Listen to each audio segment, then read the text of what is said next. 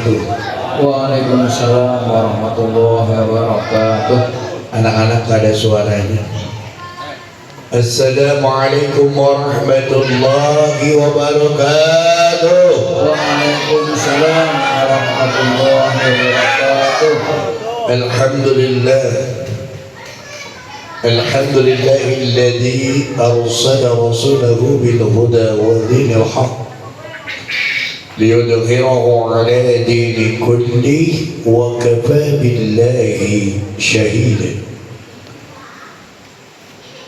Ashhadu an la ilaha illallah wahdahu la sharika lah wa ashhadu anna Muhammadan abduhu wa rasuluhu la nabiyya ba'dah.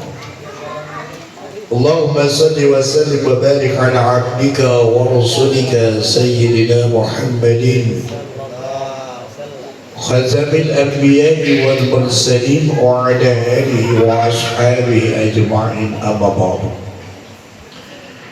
Qala Allah ta'ala bil Qur'anil Karim wa huwa asdaqul qa'ilin. A'udzu billahi minasy syaithanir rajim. Bismillahirrahmanirrahim.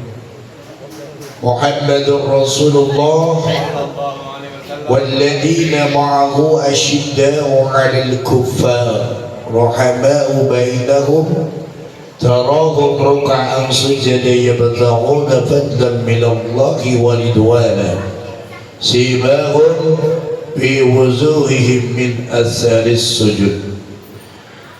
Wa qala aidan laqad kana lakum bi rasulillahi uswatun hasanah. Wa qala an-nabiy sallallahu alaihi wasallam man ahya sunnati faqad ahabbani wa man ahabbani kana ma'i fil jannah. Sadaqallahul alim wa sadaqa rasuluhu an-nabiy habibul karim wa nahnu ala zalika minasy syahidin wasyakirin walhamdulillahi rabbil alamin.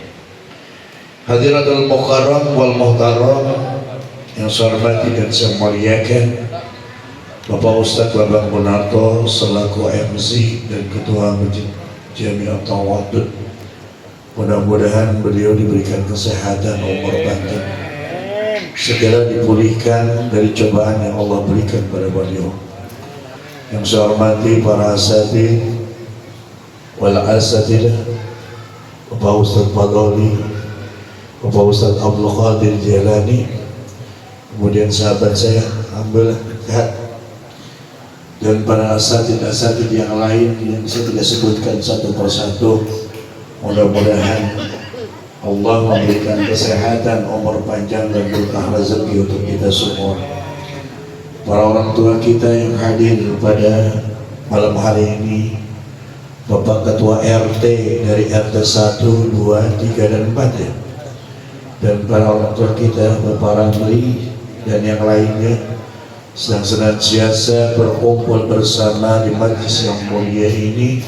Mudah-mudahan Allah berikan kesehatan, umur panjang, berkah rezekinya, amin ya rabbal alamin, dan dimudahkan usahanya. Baiklah, kita panjatkan puji dan syukur kita ke hadirat Allah Subhanahu wa taala dengan mengucap alhamdulillah. Di malam Sayyidul Lail, di malam Jumat ini berbarengan dengan malam di mana malam ini 14 abad yang lalu, 1448 yang lalu, lahirlah seorang manusia yang menjadi suri tauladan kita, seorang manusia yang sangat dicintai oleh Allah Subhanahu wa taala, dan seorang manusia yang akan menolong kita semua, yakni malam hari ini adalah malam kelahirannya baginda Nabi besar Muhammad sallallahu alaihi wasallam. Minimal kita pada malam hari ini salah satunya kita bersolawat kepada baginda Rasul. Alhamdulillah, tadi habis maghrib di Masjid Jami'at Tawadud cukup lumayan, ada mungkin 100 orang. Pak Jadi tadi bikin nasi uduk Mereka senang bergembira dengan kelahirannya baginda Rasul. Kita membacakan sholawat al-barjanji. Suara saya juga habis, gak ada temannya di sana. Yang ada anak-anak cewek semua yang hadir, anak remaja cowoknya gak pada ada. Ya udah gak apa-apa, yang penting anak-anak senang gembira dengan datangnya kelahiran baginda Rasulullah Sallallahu Alaihi Wasallam. Mudah-mudahan kelak kita mendapat syafaatnya, amin ya rabbal alamin. Hadirin rahimakumullah yang dimuliakan oleh Allah Subhanahu wa taala, kita sungguh berbahagia dan sangat senang sekali kita mempunyai seorang hamba Allah, mempunyai Nabi dan Rasul yang sangat-sangat dicintai oleh Allah Subhanahu wa ta'ala, yang disebut dengan Khatamil Anbiya'i wal Mursalin. Beliau adalah penutup segala nabi, bahkan dengan kecintaan kepada baginda Rasulullah sallallahu alaihi wasallam, bahwasanya Allah Subhanahu wa taala kalau bukan nurnya Muhammad maka makhluk dan dunia ini tidak akan tercipta. Semuanya makhluk yang ada di dunia ini semuanya berkatnya nur Muhammadur Rasulullah. Bahkan ketika Nabi Adam alaihissalam diciptakan oleh Allah Subhanahu wa taala, yang merupakan manusia pertama yang Allah ciptakan, maka 2000 tahun sebelum Nabi Adam diciptakan, Allah terlebih dahulu menciptakan nur Muhammadur Rasulullah sallallahu alaihi wasallam.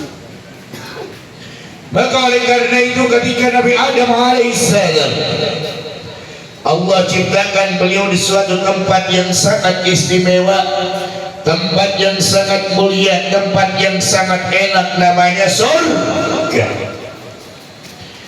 Tapi ketika Nabi Adam sendirian, walaupun serba enak, kira-kira enak gak di surganya?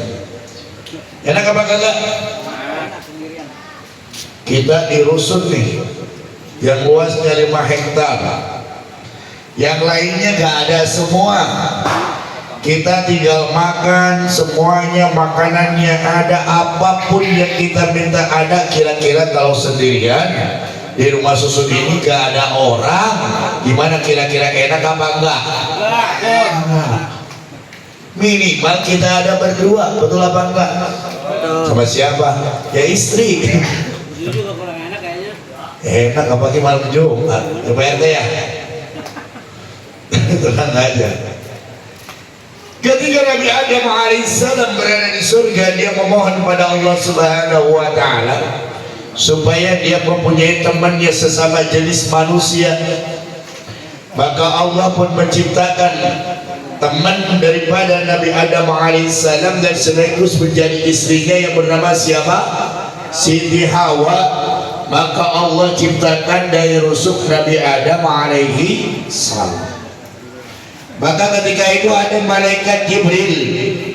Ketika sudah ada pasangan laki-laki dan perempuan, tetap supaya dihalalkan maka diadakan pernikahan.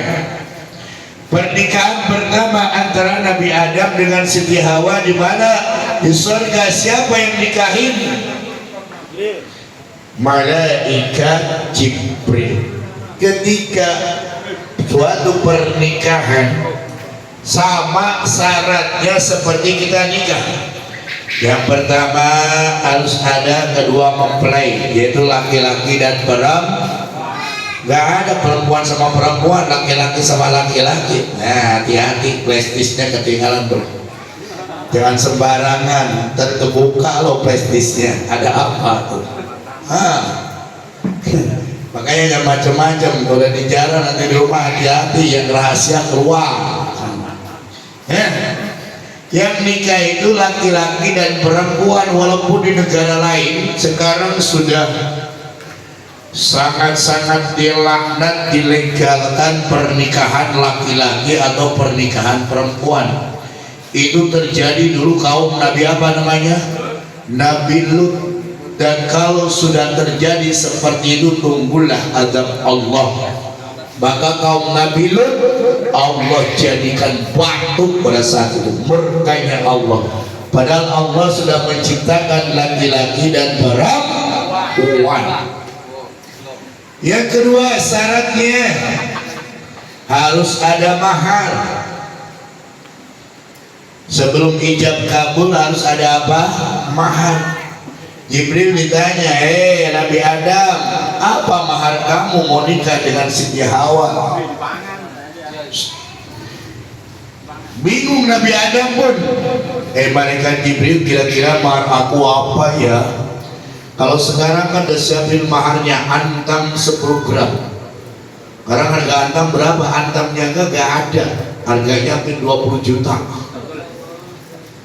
Ini Nabi Adam Jibril, kira-kira apa yang untuk menjadikan? Habis dia mau datang. Ngaji dia mau datang, ngaji kagak, duduk situ. Bangga banget dapat begituan. Kata Jibril, lihat tuh, itu bisa dijadikan oleh engkau Nabi Adam. Banyakin terus biar semangat ya. Ya, tenang kok, sisanya juga dikasih. Tenang. Ya. Agar kau sah pernikahannya, maka maharmu, lihat tuh, itu bisa jadikan mahar apa? Ada satu tulisan di dinding surga. Apa tulisan itu? Ternyata sholawat yang menjadi maharnya Nabi Adam alaihissalam. Bagaimana bunyi sholawatnya? Sallallahu ala Muhammad, sallallahu alaihi wasallam, sallallahu ala Muhammad, sallallahu alaihi wasallam. Kira-kira saat itu Nabi Muhammad udah lahir belum?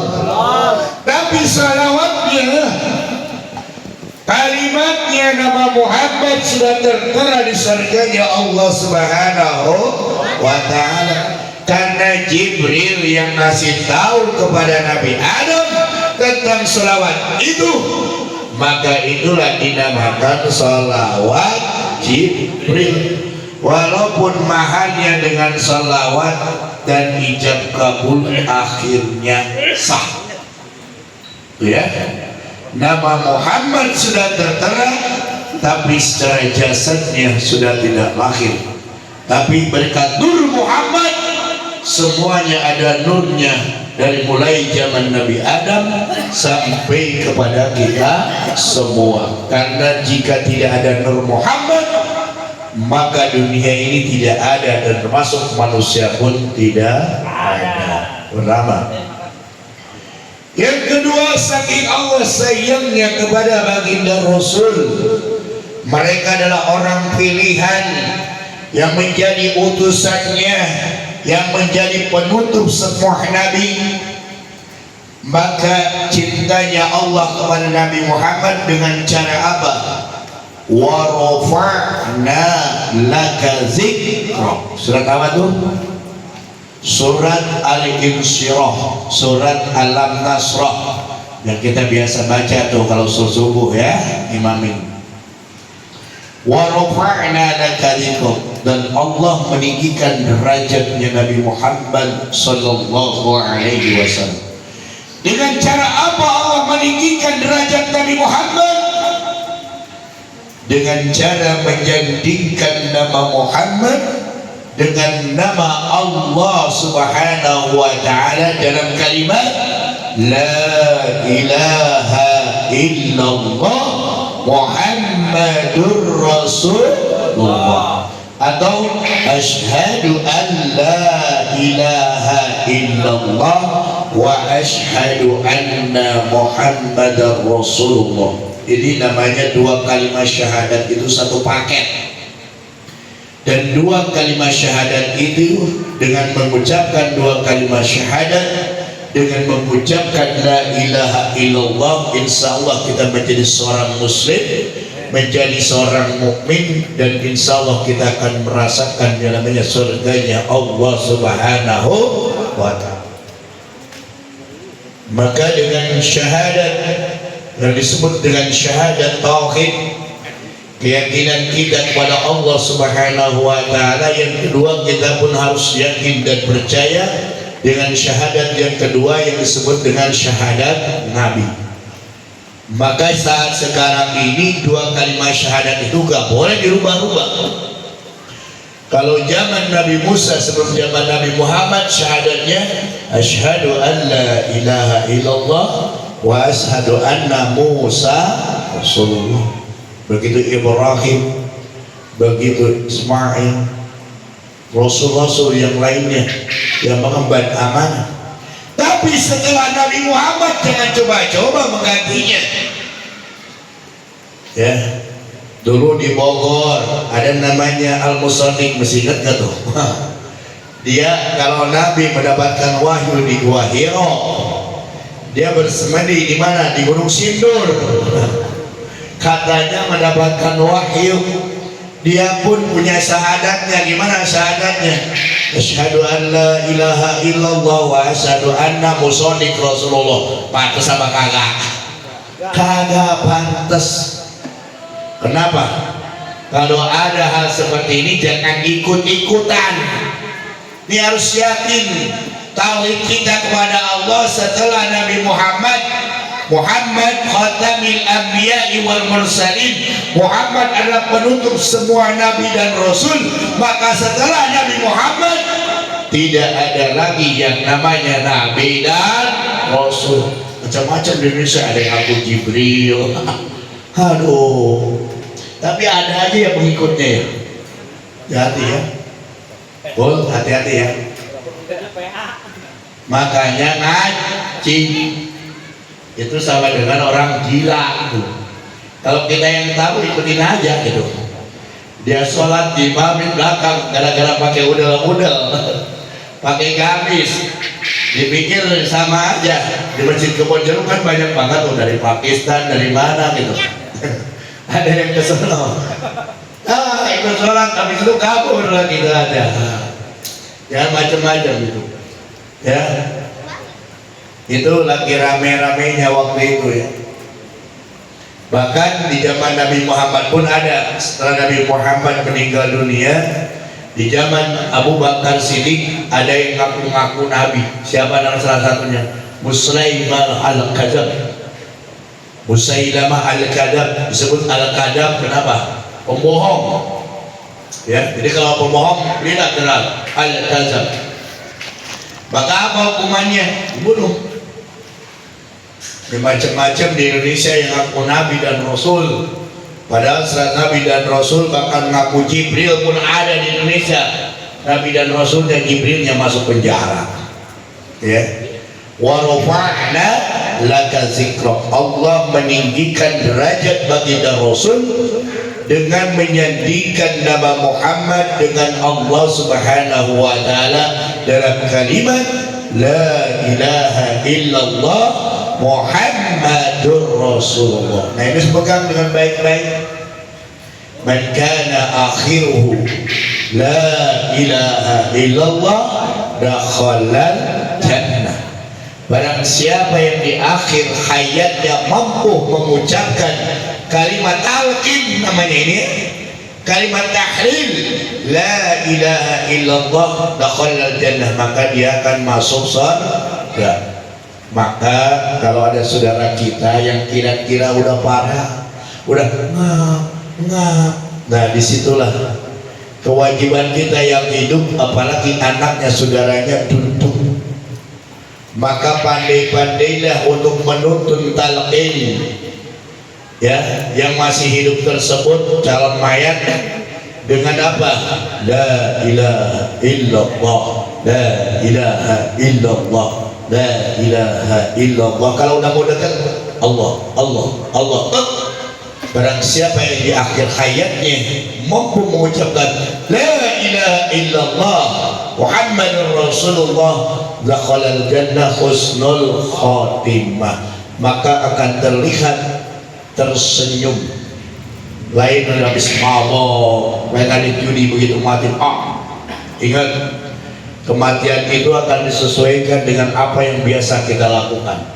Kalau sering joget-joget, nyanyi-nyanyi, ketika dangdutan nyanyi-nyanyi, mati. Apalagi yang sering minum minuman keras. Kita ingin mati kita kalau kita sering taklim, sering salat berjamaah. Kita ingin di akhir hayat kita Allah cabut ketika kita sedang berada taklim seperti ini. Allah cabut kita semua ketika kita bersujud kepada Allah Subhanahu wa ta'ala. Tuh, sungguh berbahagia kalau Nabi saja Allah cintai, Allah tinggikan derajatnya.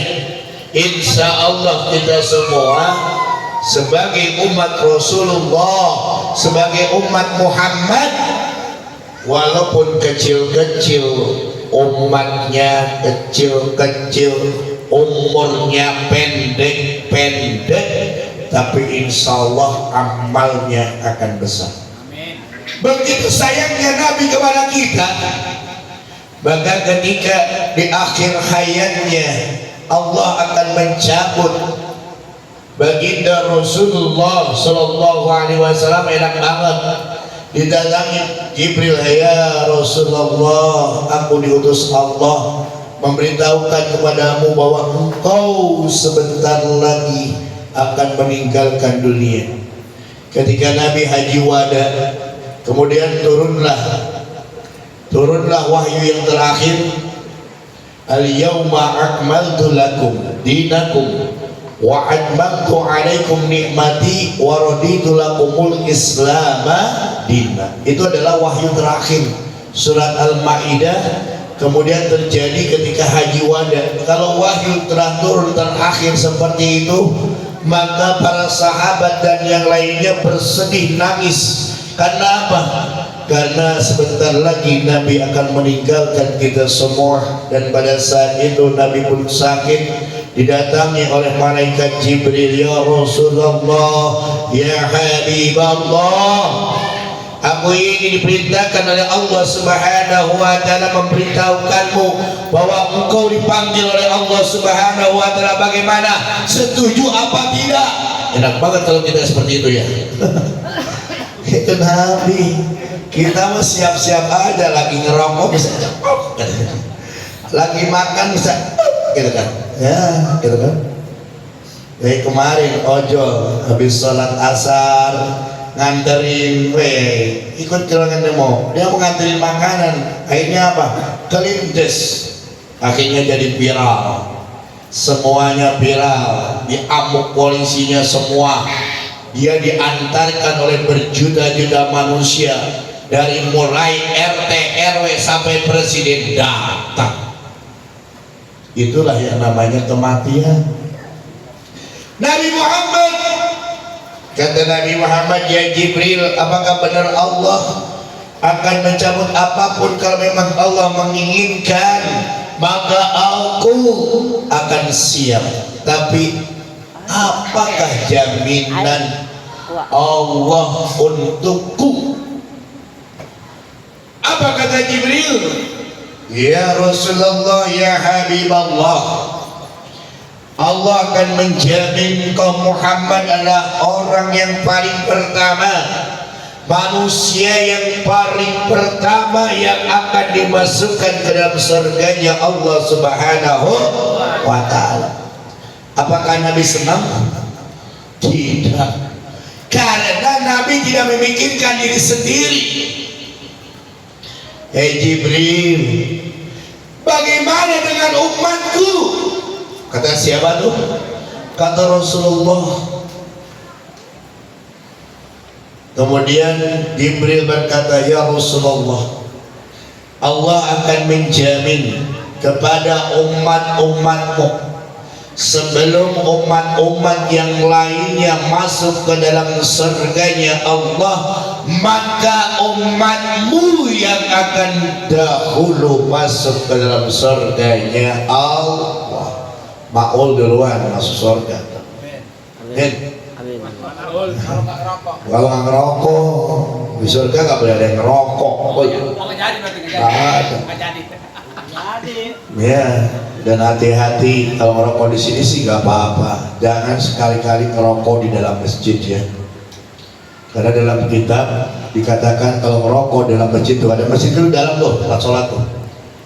Maka itu bisa menyebabkan suul khotimah. Nauzubillah. Sini mah nggak apa-apa lah. Oh, kalau belum kerja yang ngerokok lah. Ya. Karena Nabi ngerokok kan ngerokok. Apalagi di surga. Tapi di surga apapun ada, makanya ngerokok, minuman keras pun tuh ada. Itu yang namanya sungai, ada sungai arak, ada sungai madu. Tinggal apapun, begitu enak. Ingin masuk surga semuanya, ingin. Dan malaikat Jibril menjamin umat Rasulullah, umat yang pertama masuk surga. Maka kata Nabi, kullu ummati yadkhulunal jannah, dan umatku akan masuk surga illa man aba, kecuali yang tak mau. Kira-kira kita ingin masuk surga apa enggak? Ada yang maunya apa enggak? Insya Allah yang hadir di sini adalah ini orang yang mau. Iya, tak diakui apa enggak? Tapi insya Allah, siapa yang tidak mau? Orang yang tidak mau melaksanakan perintah Allah dan orang yang tidak mau melaksanakan sunnah Rasulullah. Itu orang yang tidak mau masuk surga. Orang yang tidak mau masuk surga berarti satu orang yang tidak mau taklim, nggak mau masuk surga dia. Yang kedua orang yang nggak mau sholat, nggak mau masuk surga. Ya, orang yang nggak mau sedekah, nggak mau masuk surga. Begitu hebatnya Rasulullah ketika mati pun masih dia memperhatikan umatnya.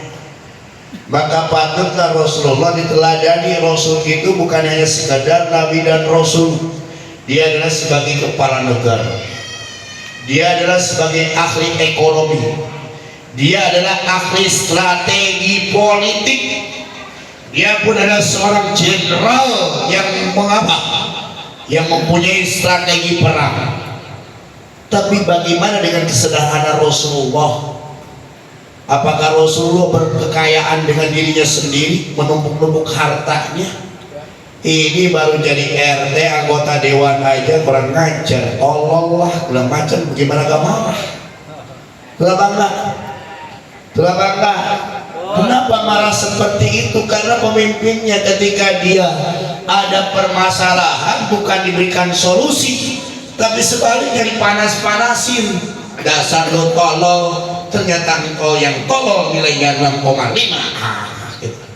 Dibandingkan si Anu nilainya 88 jadi cleaning service. Itulah akibatnya. Ketika rakyatnya diperas dengan pajaknya sekian persen, apalagi di pagi kemarin ya, ingat ya, berapa persen? 250%, gila itu. Sekarang kita aja kerja, yang kerja itu potongannya PPh-nya berapa? 12%. Gila banget pajaknya. Dikumpulin mah iya, pajak sudah dikumpulin di apa? Dikorupsi. Ya, maka bekerjalah dengan baik karena masih ada yang dinafkahi. Siapa? Anggota DPR. Itu dari mana? Dari kita semuanya. Setidaknya mereka tidak menyakiti rakyatnya, tapi cari solusi bagaimana untuk menyelesaikan, bukan dengan joget-joget, dengan nyebut tolong, nantangin dan sebagainya. Akhirnya marah. Apa ada provokasinya memang. Kalau nggak rame ya kayak Indonesia. Nah, tapi sekarang udah aman. Besok saking begitunya pusing gitu orang tua. sekolah jadinya online lagi. Aduh, mang yang pusing orang tua doang, guru pun pusing. Nyiapin pembelajaran, aduh. Apalagi yang hari kedua hybrid, apalagi lebih pusing apa? Fasilitasi ada yang masuk, ada yang di rumah lagi. Gimana guru ngajarnya? Ngajar gurunya di depan pakai kamera. Dua-duanya di situ. Pusing, udah damai aja. Damai aja. Tapi Rasulullah lihat, mau mati aja masih ingat umatnya, dan dia akan merasa lega senang ketika umatnya diberikan jaminan untuk masuk surga. Maka insya Allah kita sebagai umat Rasulullah ngaku-ngaku doang, ngaku umat dari Rasulullah, ngaku gak? Udah ngaku dulu lah. Tapi kelak nanti apakah kita diakui sebagai umat Rasulullah? Nih ada ciri-cirinya. Yang pertama, lihat tadi saya sebutkan Muhammadur Rasulullah. Muhammad adalah utusan Allah. Walladzina ma'ahu asyidda'u 'alal kuffar. Orang-orang yang bersama Rasulullah, orang-orang yang mengakui sebagai umat Rasulullah, yang pertama asyidda'u 'alal kuffar, tegas terhadap orang-orang kafir. Kenapa tegas orang kafir? Hati-hati. Di depannya baik, di belakang kenapa? Lihat dalam surat Al-Baqarah. Walau tardo angkal Yahuda walan Nasoro hatta tattabi'a millatahum. Mereka tidak akan ridho orang-orang Yahudi dan Nasrani kecuali kita mentaatinya, ikut kepada dianya. Walaupun nggak beda agama, ikut-ikutan udah bahaya. Tegas terhadap keyakinan yang mereka akan bawa. Jangan sampai ketika kita bersyahadat asyhadu an la ilaha illallah wa asyhadu anna muhammadar rasulullah, itu terjadi murtad. Apa itu murtad? Keluar dari Islam gara-gara Indomie, gara-gara pernikahan. Ada gak yang seperti itu?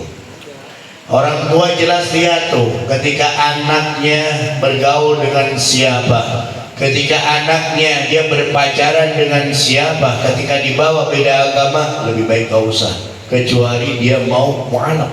Jangan kita ikut ke dia. Kenapa? Sangat rugi dunia dan akhirat. Siapa yang akan mendoakan kita? Ketika anak kita murtad, maka dia akan mempunyai turunan ke belakangnya murtad, maka putus sebagai umat Rasulullah. Dan walaupun doa apa yang diberikan untuk kita tidak akan sampai. Minta konek, putus. Padahal ketika Rasulullah Sallallahu Alaihi Wasallam, kita akan membangga-banggakan keturunan umat Rasul. Rasul senang kita membawa pasukan. Siapa di belakangnya? Istri kita, anak-anak kita, cucu-cucu kita. Ya sekarang aja nih, udah berapa cucunya? Udah baru 6. Gak tahu kan kiamat kapan. Itu keturunannya sampai belakang kita menghadap Rasulullah. Kita punya keturunan nih keluarga Pak Bodoli, keluarga saya. Dan nanti akan terlihat sebagai umat Rasulullah apa? Terlihat di muka-mukanya bercahaya. Makanya kita kalau wudu, Allahumma bayyid wajhi yauma tabyaddu wujuhu wa taswaddu wujuh. Kita mohon kepada Allah, ya Allah, maka berikanlah cahaya wajah kita. Jangan pakai ireng. Kalau ireng gak diakui. Karena salah satu umat Rasulullah adalah nanti bercahaya di mukanya. Kenapa dia bercahaya? Karena dia senantiasa berwudu. Kalau sudah berwudu berarti melaksanakan sholat, melaksanakan perintah Allah. Gimana kalau dia orang kafir? Maka mukanya wataswaddu wujuh, hitam. Dan orang-orang seperti itu yang keluar dari keluarga kita ini akan menjadi golongan dari kata kita. Ruhamau bainahum.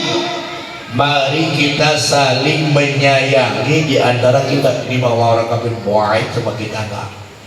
Tapi hati-hati kita di rusun itu heterogen, beda keyakinan.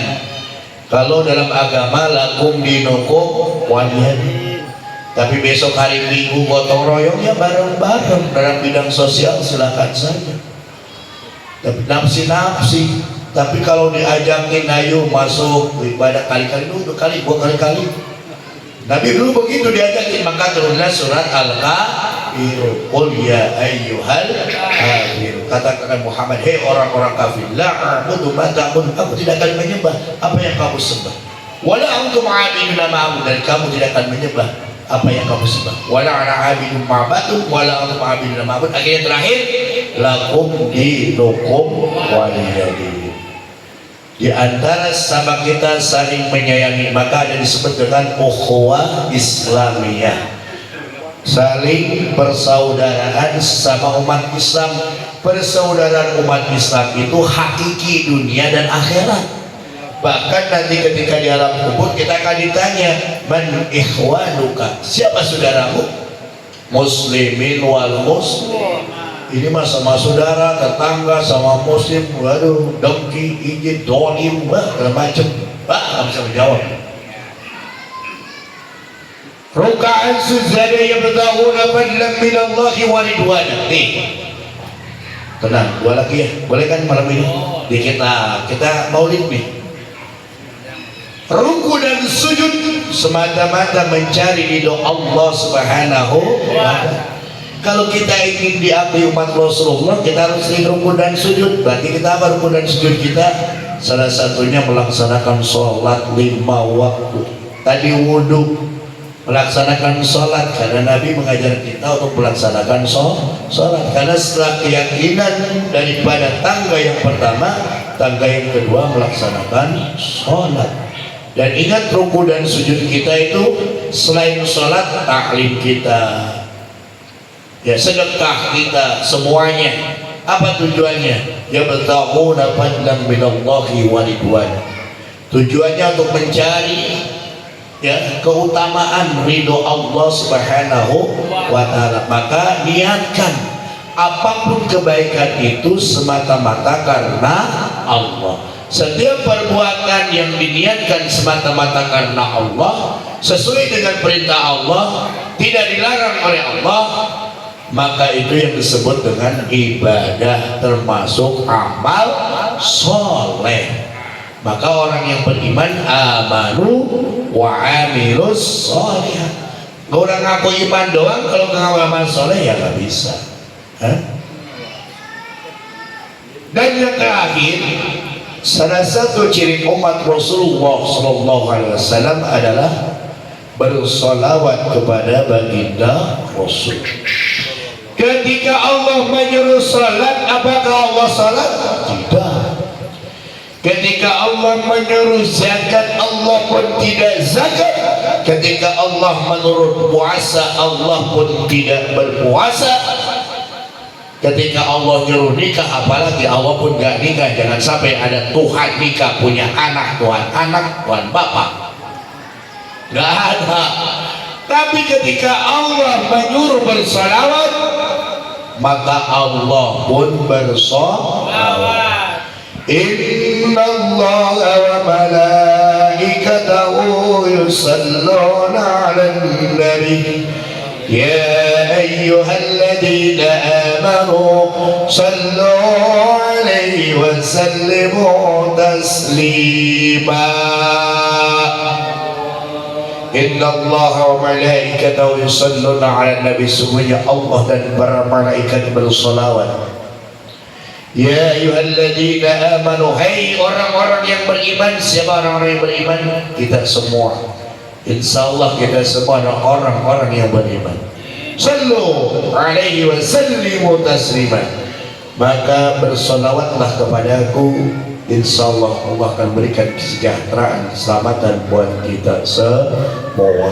Orang yang paling pelit ketika dikatakan nama Muhammad, dia tidak mau mengucapkan sallallahu alaihi wasallam. Padahal katanya kita ingin diakui oleh Rasulullah. Salah satu mendekatkan diri kepada Rasulullah Ya, qul in kuntum tuhibbunallah fattabi'uni yuhibbukumullah. Apabila kita cinta kepada Allah, maka ikutilah apa yang dicontohkan oleh baginda Rasul. Maka kita cinta kepada Rasul, maka Allah pun akan cinta kepada kita. Dengan cara apa? Dengan cara menjalankan perintah Allah dan menjauhi larangannya. Kita bersolawat kepada baginda Rasul karena itu adalah tandanya cinta. Bukan hanya di mulut saja bersolawatnya, malamnya bersolawat 10.000, besoknya sholat subuhnya ketinggalan. Jangan sampai. Silakan bersolawat minimal sehari 1.000. Insya Allah kalau kita bersolawat kepada baginda Rasul karena sering diucapkan nama-nama Rasulullah, maka Rasul pun akan ingat kepada kita. Bahkan barang siapa yang bermimpi dengan Rasulullah, maka pada hakikatnya kita langsung bertemu dengan Rasul. Ingin gak mimpi bersama Rasulullah? Jangan boro-boro. Alhamdulillah, di sini siapa yang udah pernah mimpi dengan Rasul? Tuh, yang lain mah para ulama, yang lainnya para yang lain. Sebenarnya bisa. Gimana mau mimpi dengan Rasul? Kita baru perintahnya aja banyak ditinggalin. Sholawat sih sholawat sekian ribu, tapi kalau gak sholat yang lain dilaksanakan percuma. Ketika kita sayang kepada baginda Rasul, cinta kepada baginda Rasul, bersolawat, maka yang lainnya harus laksanakan. Makanya kita harus habis sholat baru bersolawat.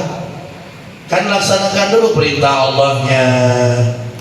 Habis itu kan baca istighfar, baca haula, trikul, ayat kursi, baca tasbih subhanallah berapa kali? 33 kali, alhamdulillah 33 kali, hamdalah, takbir 33 kali, tahlil la ilaha illallah minimalnya 34 kali. Jadi berapa tuh? 100. Baca sholawat, baca doa.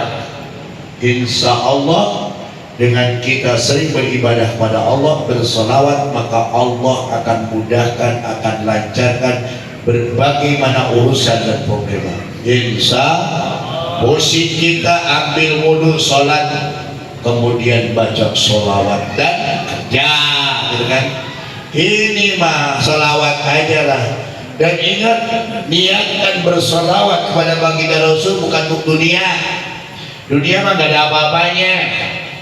Ini mah wah kamu ingin kembali di rumah bersolawat juga kamu begini. Jangan dekat ke situ.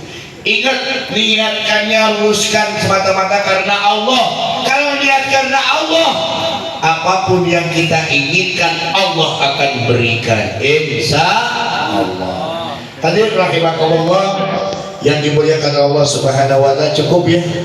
Pada malam hari ini kita sayang. Pada malam hari ini kita bergembira. Bahkan bukan hanya kita bergembira, kita lihat rohatil adyaru tasdu filayalil maulidi wa barikunna liyabdu filayalil maulid.